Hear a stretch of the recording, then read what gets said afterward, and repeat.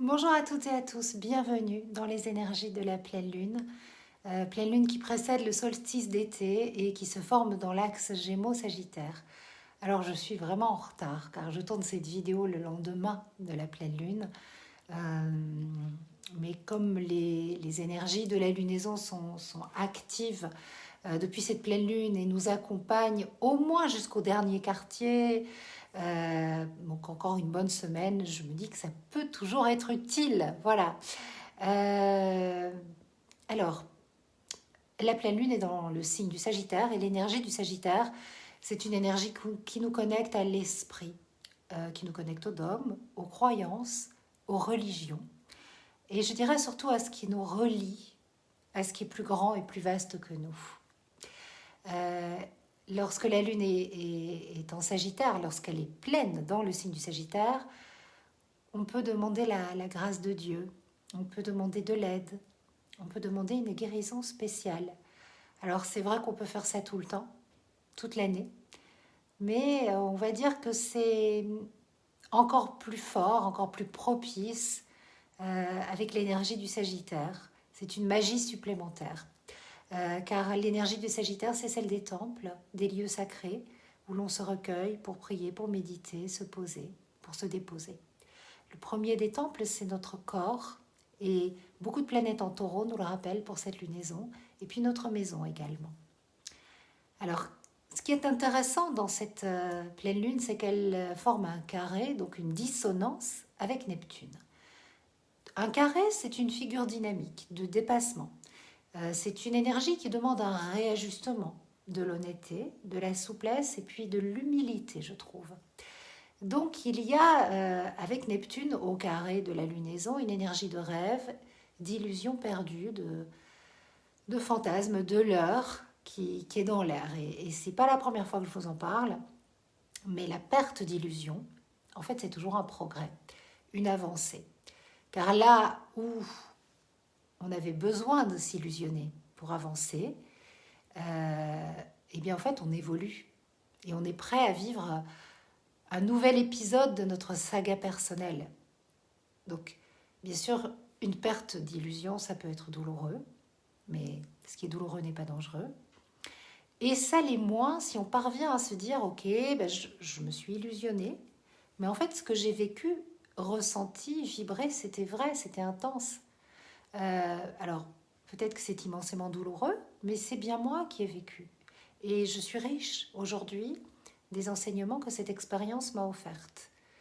Et surtout, si je me réveille, si je sors de mon illusion, ou si la vie me réveille, voilà, Pedro qui nous alerte, eh bien c'est parce que en fait, je suis apte à avancer en étant moins dépendante, moins dépendant, plus solide, plus aimant, plus confiant.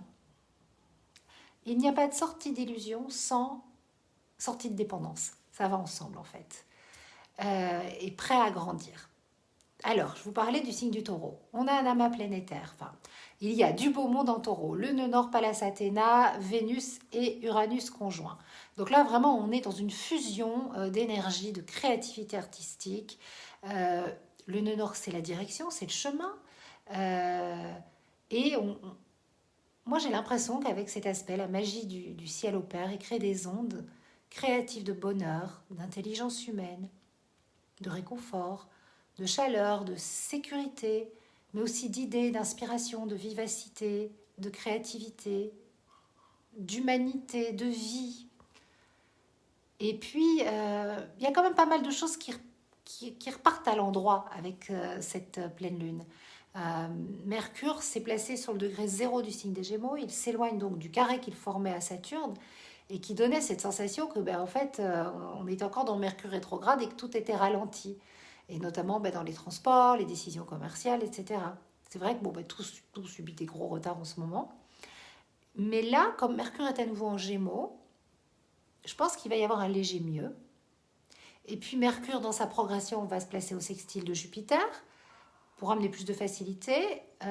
Et puis aussi au sextile de Mars.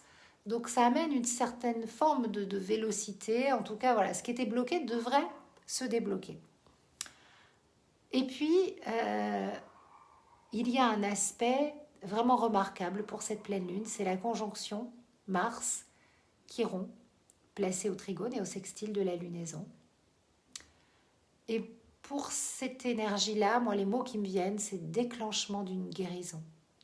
Nouvelle dynamique, nouvel élan. En fait, je ressens vraiment cette dynamique comme positive, comme orientée solution, action. Oui, je tourne une vidéo, donc silence, s'il vous plaît. Orientée, voilà, solution, voilà. Et le mot résilience est aussi là. Et puis, si Mars réveille comme un volcan endormi, une blessure enfouie, Chiron, qui représente autant la blessure que la guérison, nous indique qu'en fait, que c'est pour passer à l'étape de la guérison. Voilà. Voilà ce que je souhaitais partager avec vous pour cette pleine lune.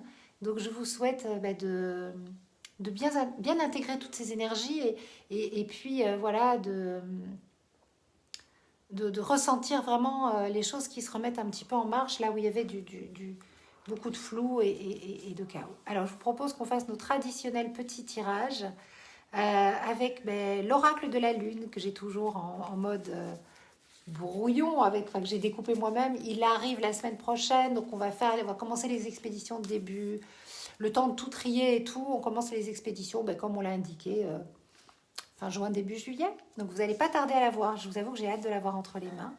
Alors je vous invite à... Donc, l'oracle de la lune, l'idée c'est vraiment de poser une question précise pour avoir une réponse précise. Parce que des fois on a besoin de réponses précises et donc il répond oui, non, merde ou flûte presque. Il y a pas... C'est pas ça, mais c'est l'idée. Allez, posez votre question. Concentrez-vous et je tire une petite carte.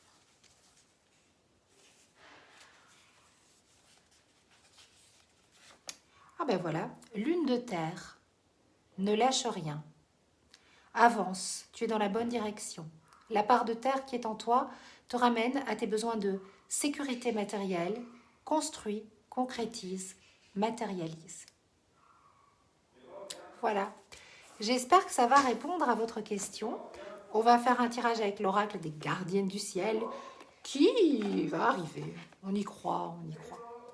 Il était bloqué dans le port d'Anvers et là je ne sais pas si ça a pu débarquer, je suis toujours en attente, mais comme Mercure avance, voilà, notre oracle va arriver. C'est animé, hein. Là vous avez la vie de famille, mon fils qui appelle Pedro, qui aboie, je crois qu'il n'a pas entendu que je faisais une vidéo, mais c'est pas grave.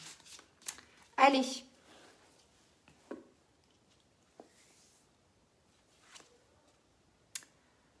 Ah, génial, lune de spiritualité. De dédramatiser, donner carte blanche à votre âme. Je vous montre la jolie carte. Voilà. J'ai hâte que vous l'ayez entre vos mains. Alors, on va bientôt démarrer les promotions de l'été sur Astro Bohème. Il y aura moins 30% sur tous les produits non physiques virtuels et une belle offre de moins 15% sur les produits physiques. Voilà, et ça sera valable tout l'été. Les jolies promos d'été, on va les démarrer le 22 juin, le jour des soldes. Non, c'est parce que c'est le 22 que je le démarre, parce que j'aime bien le 22 comme énergie, comme vibration. Et donc voilà, vous savez tout, on se retrouve pour la prochaine lunaison, j'espère en avance cette fois-ci. Je vous embrasse bien fort.